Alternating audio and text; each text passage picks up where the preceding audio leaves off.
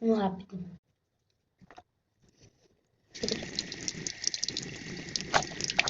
Eu tenho duas escovas, tá? Vou brincar isso, velho.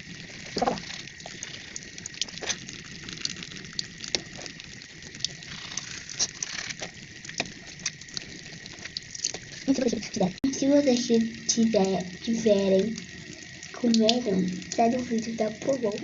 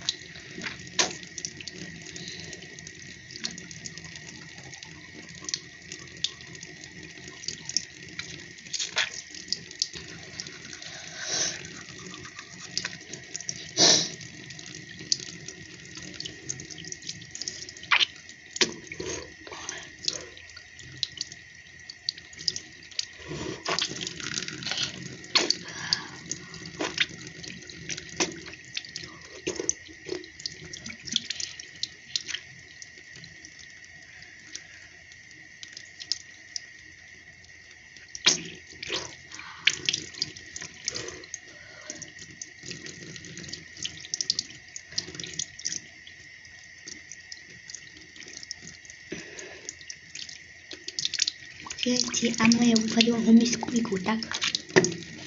Bem cedo. Porque eu estudo cedo. Entendeu?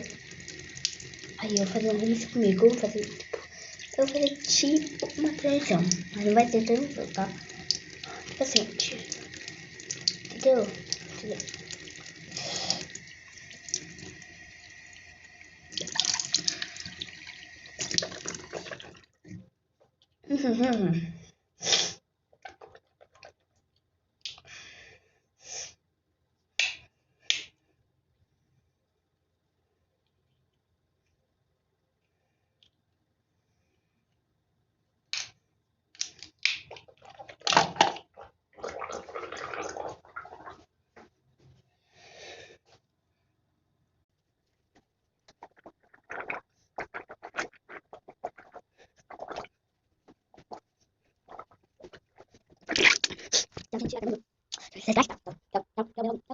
Gente, amanhã. Oi, gente, já não vou fazer isso. Tchau, também.